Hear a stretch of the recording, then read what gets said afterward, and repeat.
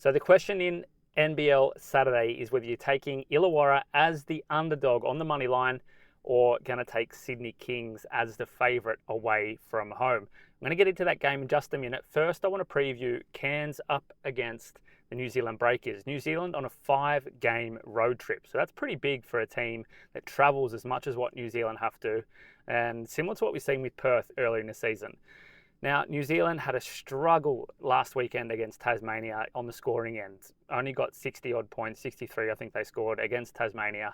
Just struggled all around. If you look back to a game earlier this season, they had the same struggles. They came back out the weekend after and just pulverised their opponents on the scoring end.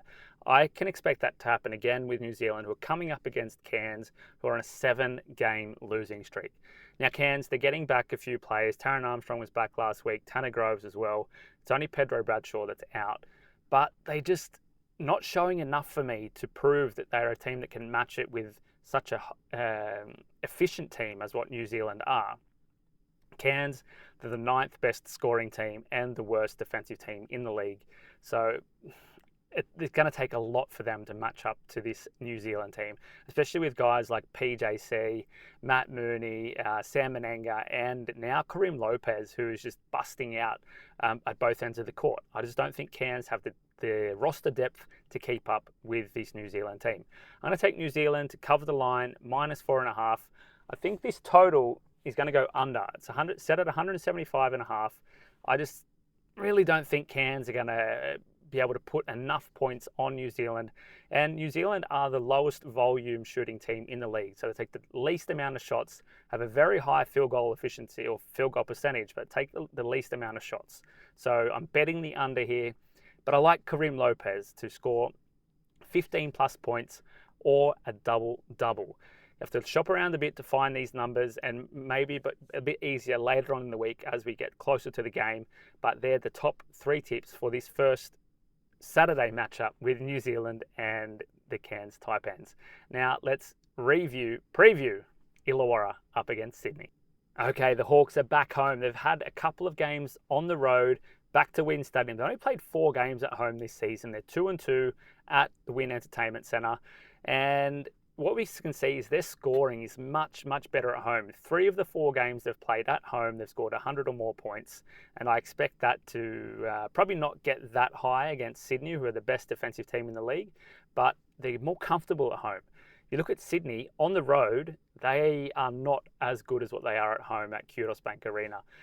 The 3 of the last 4, they've actually lost on the road, and their scoring kind of takes a pretty big hit, down to 81, I think 81.5 or something points per game on the road for the Sydney Kings. So a substantial drop-off in scoring for them when they're out on the road.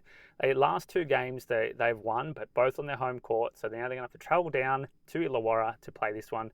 These 2 teams met earlier in the year with Illawarra taking the win. And it comes down to their scoring proficiency across the board and their bench.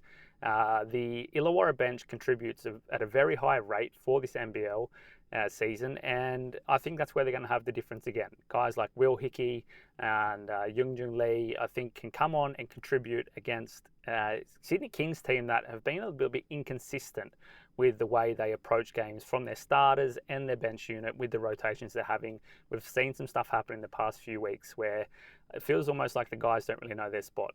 For Illawarra, they are going to have to shut down Jalen Adams, who we saw last weekend ripped out in the 4th quarter against the Southeast Melbourne Phoenix and essentially stole the game for the Kings against the Phoenix. So if you shut down Jalen Adams, then you'll go a long way to keeping this Kings team under 85 points, which I think they will have to do. The bets on this game, Illawarra are the underdogs, so I like them on the money line. I also like the game total under 177.5. Again, it's purely down to defense. I think Sydney will do their job in keeping the scores low, and I just expect Illawarra to at least try on the defensive end against Sydney. Sydney are one of the worst 3-point shooting teams in the league. They throw up a heap, but their 3-point percentage is pretty bad. I think it was like 23%, 29% when they met earlier in the year. And the Illwarra guys, they can get around the perimeter and they can work hard to try and close out those long shots, which I expect they will do again. The player props here, it's a little bit interesting. It's hard to find markets, but I like Will Hickey to score double digits. Back to round 4, in every other game, he scored double digits. Last week, he only scored 6, so you can expect him to score double digits in this game. As I said earlier, it's going to come down to bench scoring and these matchups that the Illwarra Hawks can get against Sydney with their bench unit. I expect Hickey to come out and really take that role on to score as the head of the second unit. I also like Sam Froling to get a heap of rebounds. Both him and Darius Days got double-digit rebounds against the Sydney Kings last time they played. As I said earlier, Sydney like to throw the ball up. They're one of the highest volume shooting teams in the league, but their field goal percentage isn't great. So there's a lot of rebounds to be had, and I like Sam Froling. You get on his ladders, so 6+, 8+, and 10+ rebounds, and I think it's a very confident pick there for those. They're the 2 NBL Saturday games. Don't forget to check out the rest of the channel for all your NBL games, and don't forget to gamble responsibly.